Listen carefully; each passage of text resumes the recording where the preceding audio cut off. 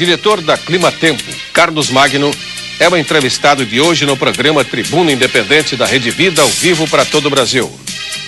O carioca Carlos Magno se interessou desde muito cedo pelos mistérios das ciências naturais e, aos 14 anos, decidiu que seria meteorologista e passou a estudar o assunto.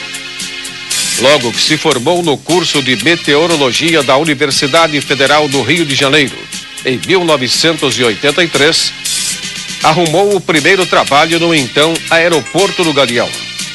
Sua tarefa era fazer previsões de voos nacionais e internacionais. 2 anos mais tarde, passou a integrar o time do Instituto Nacional de Meteorologia, área subordinada ao Ministério da Agricultura. No final dos anos 80, fundou a Climatempo Meteorologia, empresa pioneira no fornecimento de análises climáticas, que logo passou a trabalhar para meios de comunicação, como o Estado de São Paulo, Agência Estado, Rádio Eldorado e TV Globo, onde se tornou conhecido no país inteiro como o Homem do Tempo, ao apresentar as previsões durante o Jornal Nacional e depois nos telejornais Bom Dia Brasil e Jornal Hoje. A Climatempo hoje é a principal empresa do setor no país. Reunindo serviços de TV e internet, fornece análises climáticas para diferentes setores de mercado, da indústria e do comércio, em segmentos como a agricultura. Na Tribuna Independente de hoje, Carlos Magno responderá perguntas sobre o tema: como entender os fenômenos climáticos atuais? O telespectador pode participar do programa, enviando perguntas pelo fax-fone da Rede Vida, 0 código da operadora 17 32159600, ou pelo e-mail da Rede Vida, tribunasp@redevida.com.br. Direto dos estúdios da Rede Vida em São Paulo, com a apresentação do jornalista Monteiro Neto, Tribuna Independente está no ar. Boa noite. Está no ar a Tribuna Independente, ao vivo para todo o Brasil, diretamente dos estúdios da Rede Vida de televisão na cidade de São Paulo. O nosso convidado de hoje, como você viu na apresentação, é o meteorologista Carlos Magno, meu colega também de jornalismo, apresentador de televisão e diretor da TV Climatempo. Carlos Magno, eu acho que hoje nós vamos fazer uma coisa muito interessante aqui na Rede Vida, porque os telespectadores de todo o Brasil estão acostumados a absorverem as informações a respeito das condições climáticas. Mas, muito poucas vezes, o telespectador tem oportunidade de perguntar, de questionar, de esclarecer as suas dúvidas. Portanto, eu agradeço a sua delicadeza de ter aceito o convite da Rede Vida de televisão na noite de hoje. Ainda mais numa época em que tantos fenômenos climáticos estão acontecendo. Não é mesmo, telespectador? E para entrevistá-lo aqui na Rede Vida de televisão, no programa Tribuna Independente, eu estou tendo o prazer de receber o Eduardo Soares de Camargo, que é o diretor executivo da Sociedade Rural Brasileira, um setor da atividade brasileira que é tão influenciada e que vive tão intensamente, de tão perto, com as condições climáticas. Eduardo, que bom tê-lo aqui na Rede Vida de televisão. Boa noite. Boa noite a você, é um prazer estar aqui, poder falar um pouco com o Carlos Magno, suas experiências. Isso é muito bom. Muito obrigado, Eduardo. Eu também tenho hoje o jornalista e diretor do jornal A Bola, um jornal esportivo com circulação aqui em São Paulo, o Carlos Biagini. Carlos, que bom tê-lo aqui. Vamos tocar uma bola hoje? Vamos lá, obrigado pela oportunidade. Acho que é um tema de relevância importantíssima nesse mundo atual. E acho que nada mais do que a gente poder ajudar o telespectador a sanar essas dúvidas, né? Muito obrigado, Carlos. Carlos Magno, que bom tê-lo aqui na Rede Vida, Magno. Você que já colaborou tanto conosco, ficou aqui 2, 3 anos fazendo um programa de previsão do campo, né? Com relação ao clima. Muito obrigado, que bom tê-lo de volta. Olha, eu que agradeço o convite de estar mais uma vez aqui na Rede Vida, uma casa que eu gosto muito, e ter contato direto aí com os telespectadores desse brilhante programa, com companhia de jornalistas e o presidente da Sociedade Rural Brasileira. Para mim é um prazer muito grande e a gente vai discorrer sobre essas grandes mudanças de tempo e de clima que tem acontecido no Brasil e no mundo nesses últimos tempos, aí respondendo às perguntas dos telespectadores e tentando explicar por que está fazendo tanto calor. São Paulo, outro dia, estava vendo o resultado de uma pesquisa que é a cidade que mais esquenta no planeta, e os resultados disso a gente pode ver na intensidade das chuvas que nós observamos cada vez mais violentas e cada vez complicando ainda mais os problemas da cidade de São Paulo. E é claro, a agricultura com um impacto muito grande, que o agricultor hoje em dia não pode...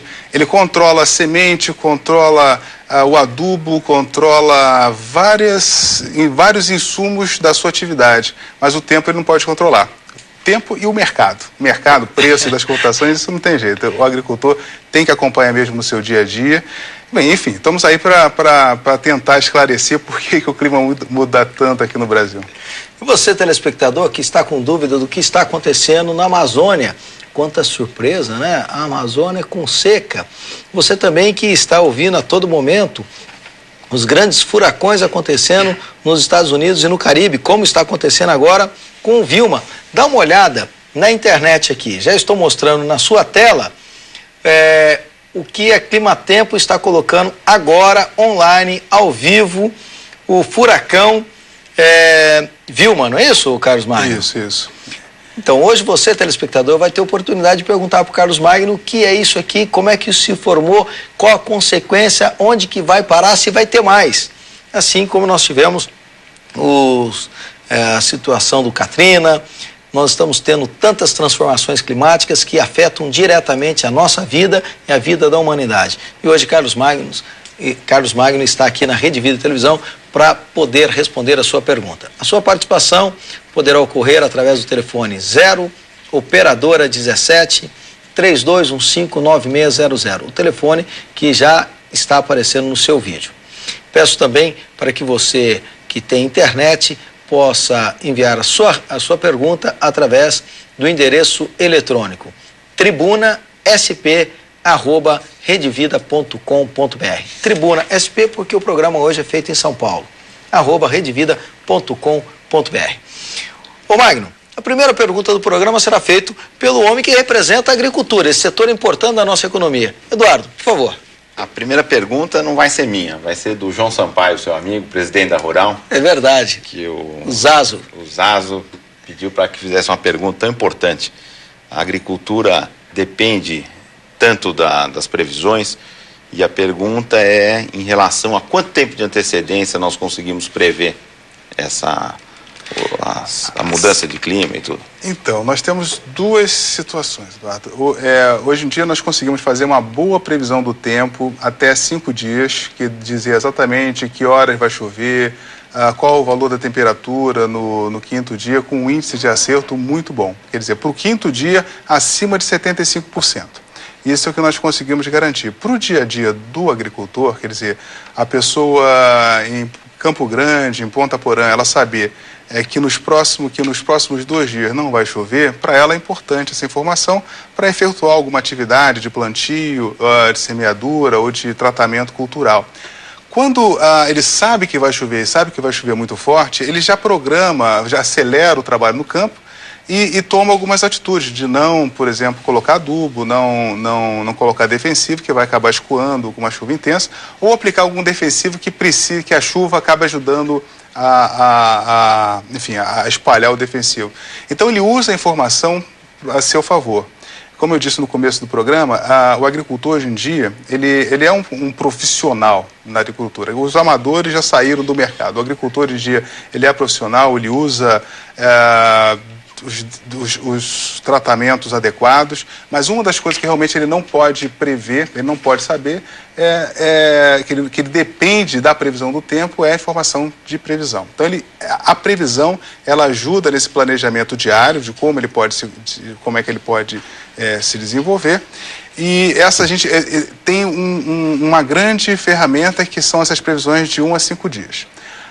E nós temos também um outro instrumento que são as previsões de tempo, a previsão climáticas, que é de 1, 2, 3 até 6 meses, com uma boa confiabilidade, que a gente faz essa previsão usando os supercomputadores que rodam os modelos para o futuro e nos dão o que vai acontecer sistematicamente. Se sistematicamente o São Paulo e Mato Grosso do Sul apresentam uma precipitação acima da média no mês de dezembro, por exemplo, isso é um dado significativo para um planejamento. Se vai chover muito acima da média, significa que nós podemos ter dias de extremas tempestades naquela região, e isso faz com que nós tenhamos aí que o agricultor faça um planejamento mais adequado. Identificação de períodos de veranico também é uma atividade extremamente importante na atividade rural, porque se ele atrasar ou adiantar um pouco o plantio, ele consegue uma rentabilidade, uma produtividade maior em função desse conhecimento. Quer dizer, hoje em dia, a informação meteorológica, tanto de tempo quanto de clima, ela é um instrumento que o agricultor tem na sua mão, é tecnologia pura para aplicar na sua atividade. Ô Magno, dá para prever se um ano vai ser melhor de chuva do que o outro?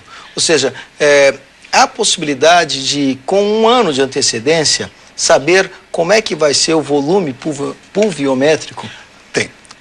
Aqui no Brasil, nós fazemos a previsão de tempo para um ano, isso acontece no planeta inteiro. Aqui no Brasil, os supercomputadores também fazem esse tipo de análise, mas a maior confiabilidade é até o 6º mês.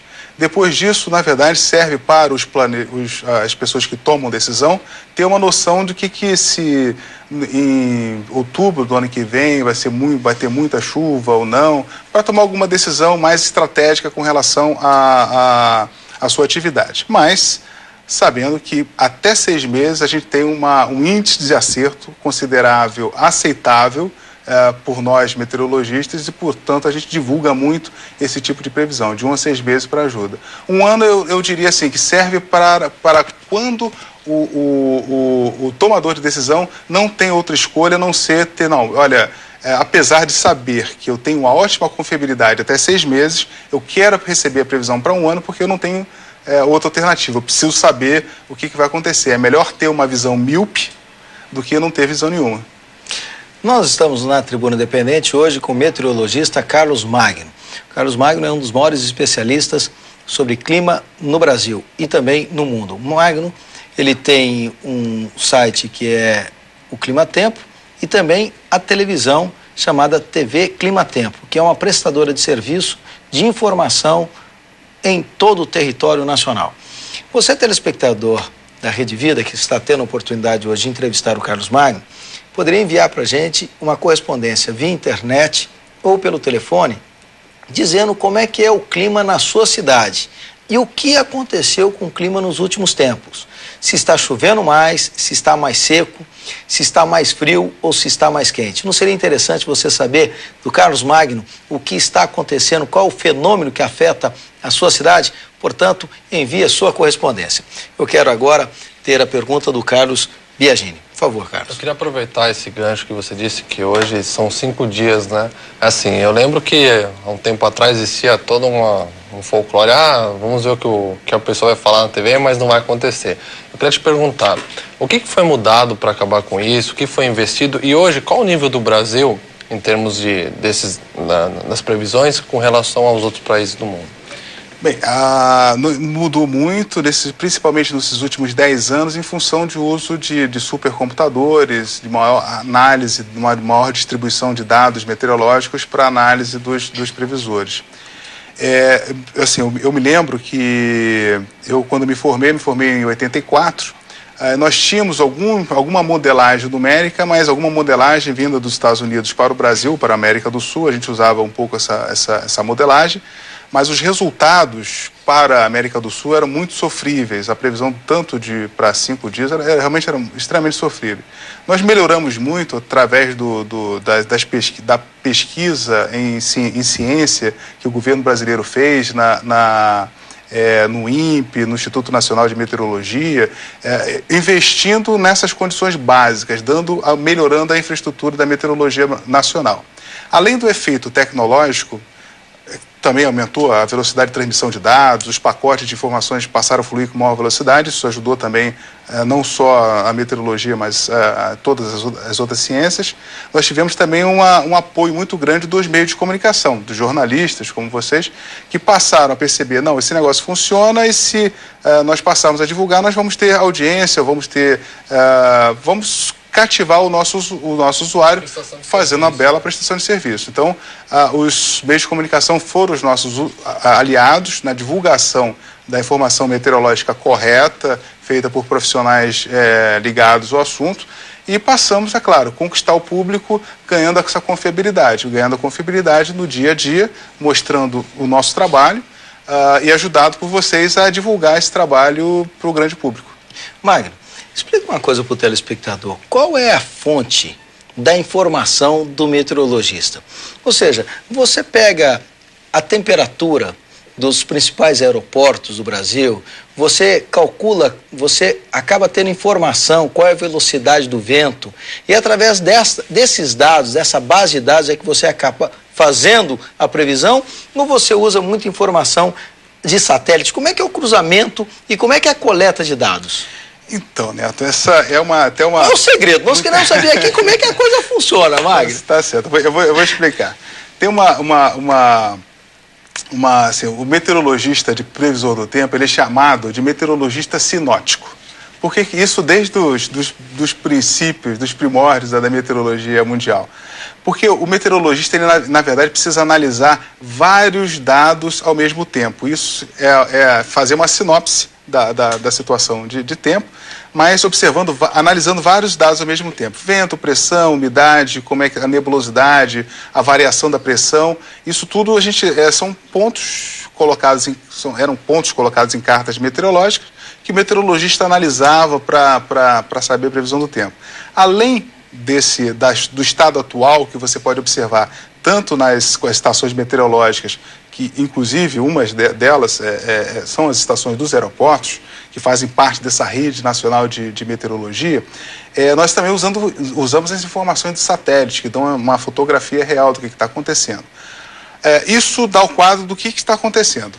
No passado, para prever isso, a gente usava métodos não, digamos assim, métodos subjetivos, mas usando alguma sobreposição de cartas de altitude, sabendo como é que a atmosfera está se comportando.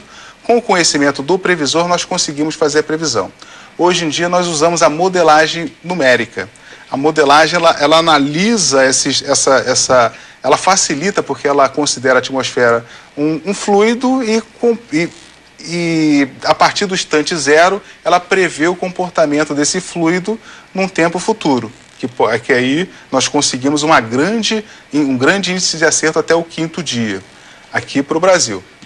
Nos Estados Unidos e na Europa, nós consegue-se bons índices de acerto até o 15º dia. Mas aqui tem algumas características, que nós temos muito oceano, pouca terra, portanto, poucos dados ainda disponíveis para essa modelagem representar no futuro uma situação mais acertada. Por isso que até o 5º dia nós temos uma margem boa de acerto.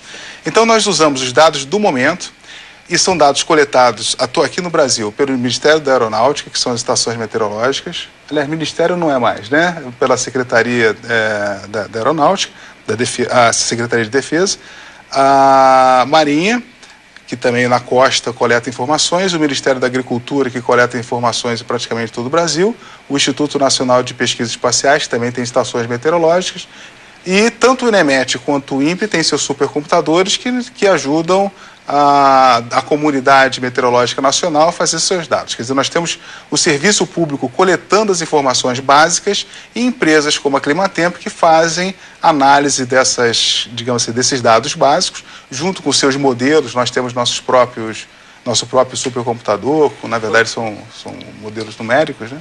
Quando você se refere a esses supercomputadores, o que esse supercomputador faz? Ele compila esses dados e pode ajudar nessas... Antes era, como você falou, nas cartas e tudo isso. Hoje, o supercomputador, o que ele faz? Ele só tem um volume, uma capacidade enorme de estudar esses dados para te dar mais confiabilidade, é isso? Na verdade, existe assim, a equação de movimento da atmosfera. Porque a atmosfera, se você considera ela, quando a gente considera ela um fluido, ela é como uma coisa contínua, como se fosse um rio. E você monitorando esse fluido, você monitora isso através de sondas que analisam o estado da atmosfera da superfície até altos níveis, e na superfície, e também através das observações dos satélites. Quando você coloca essa equação atmosférica que a gente conhece já através dos físicos e dos hidrólogos que analisaram a equação da atmosfera e do movimento da atmosfera, é simplesmente entre aspas, colocar essa equação dentro de um supercomputador e dar as condições iniciais e falar, agora você calcula isso aí. Só que essa teoria, em 1914, nós chegamos à conclusão, é possível fazer isso? É possível. Só que demorou até o final da Segunda Guerra Mundial. Nós temos o primeiro supercomputador disponível e uma das primeiras aplicações. A primeira foi a guerra e a segunda foi a meteorologia, prever condições de tempo. Isso foi um computador, foi o ENIAC, que saiu lá na Inglaterra. A partir daí, todos os supercomputadores passaram a ser, uma das primeiras aplicações passou a ser a meteorologia. Infelizmente, a primeira sempre foi a guerra, né? Ô Magno, eu vou pedir licença a você, ao telespectador e à nossa mesa, para fazermos um breve intervalo. Daqui a pouquinho retornaremos com as perguntas dos telespectadores, que estão super interessantes. Até já.